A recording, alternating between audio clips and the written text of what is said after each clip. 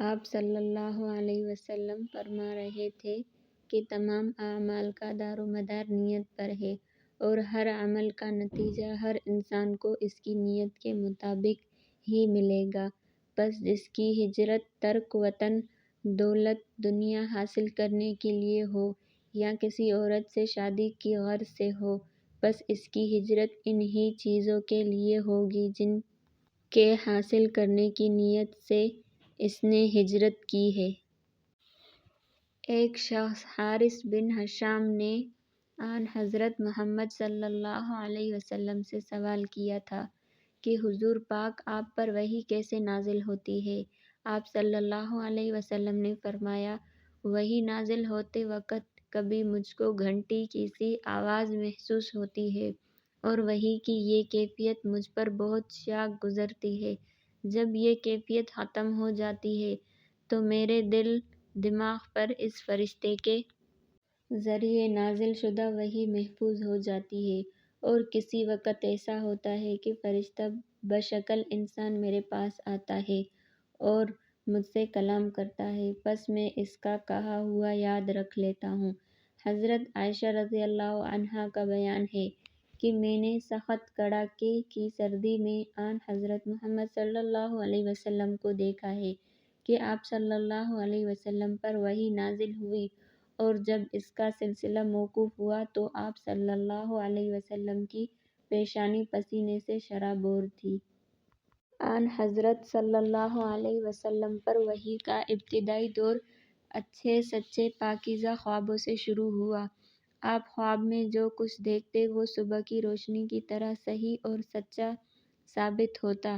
پھر من جانب قدرت آپ انتہائی پسند ہو گئے اور آپ صلی اللہ علیہ وسلم نے غار حرا میں خلوت نشینی اختیار فرمائی اور کئی دن اور رات وہاں مسلسل عبادت اور یاد الہی اور ذکر اور فکر میں مشغول رہتے، جب تک گھر آنے کو دل نہ چاہتا۔ توشہ حمرا لیے ہوئے وہاں رہتے۔ توشہ ختم ہونے پر ہی اہلیہ محترمہ حضرت خدیجہ رضی اللہ عنہا کے پاس تشریف لاتے اور کچھ توشہ حمرا لے کر پھر وہاں جا کر خلوت گزین ہو جاتے۔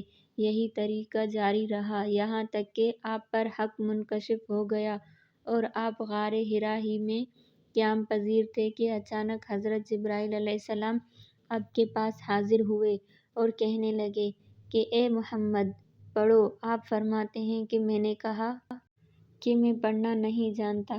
آپ صلی اللہ علیہ وسلم فرماتے ہیں کہ فرشتے نے مجھے پکڑ کر اتنے زور سے بھینچا کہ میری طاقت جواب دے گئی، پھر مجھے چھوڑ کر کہا کہ پڑھو۔ میں نے پھر وہی جواب دیا کہ میں پڑھا ہوا نہیں ہوں۔ اس فرشتے نے مجھ کو نہایت ہی زور سے بھینچا کہ مجھ کو سخت تکلیف محسوس ہوئی، پھر اس نے کہا پڑھ۔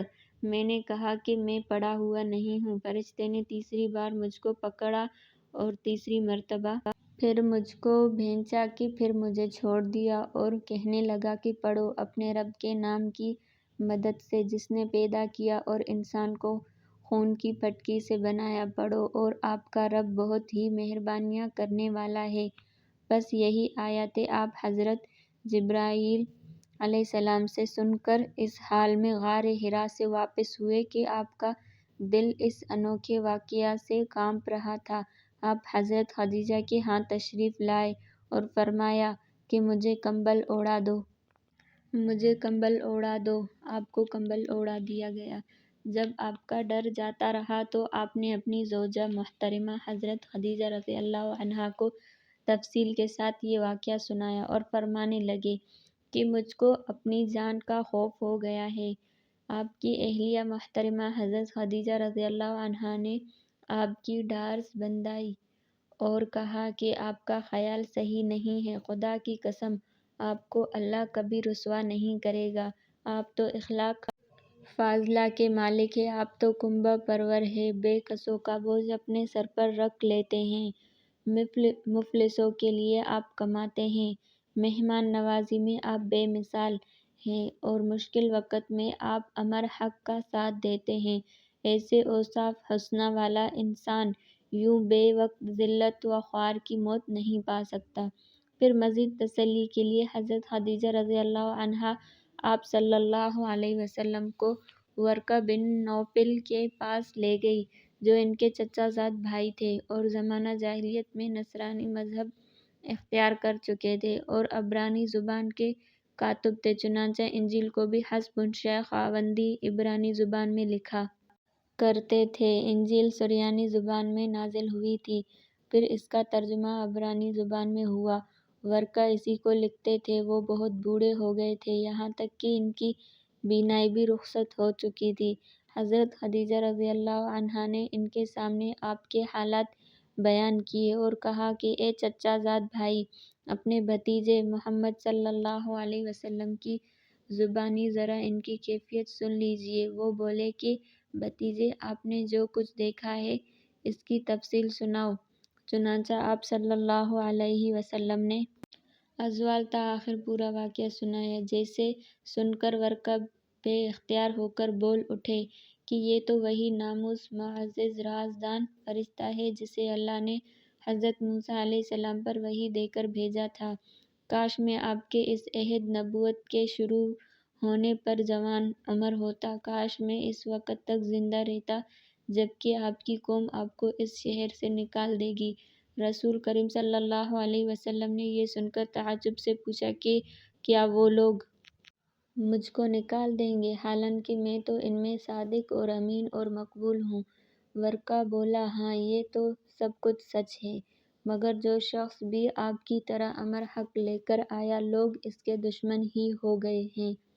اگر مجھے آپ کی نبوت کا وہ زمانہ مل جائے تو میں آپ کی پوری مدد کروں گا۔ مگر ورقہ کچھ دنوں کے بعد انتقال کر گئے، پھر کچھ عرصہ تک وحی کی آمد موقوف رہی۔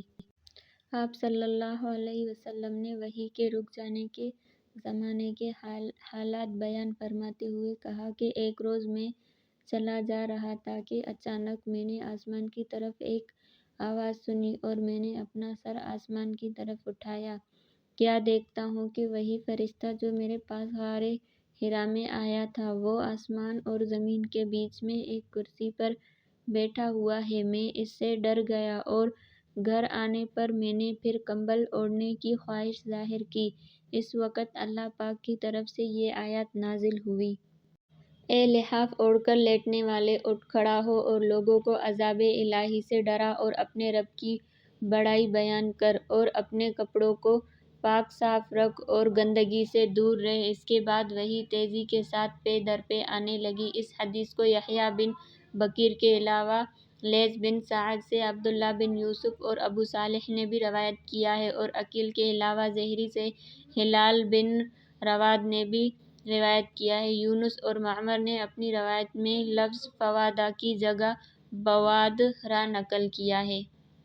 رسول اللہ صلی اللہ علیہ وسلم سب لوگوں سے زیادہ جواد سخی تھے اور رمضان میں دوسرے اوقات کے مقابلے میں جب جبرائیل علیہ السلام آپ صلی اللہ علیہ وسلم سے ملتے بہت ہی زیادہ جود اور کرم فرماتے۔ جبرائیل علیہ السلام رمضان کی ہر رات میں آپ صلی اللہ علیہ وسلم سے ملاقات کرتے اور آپ صلی اللہ علیہ وسلم کے ساتھ قرآن کا دورہ کرتے۔ غرض آن حضرت صلی اللہ علیہ وسلم لوگوں کو بھلائی پہنچانے میں بارش لانے والی ہوا سے بھی زیادہ جود اور کرم فرمایا کرتے تھے۔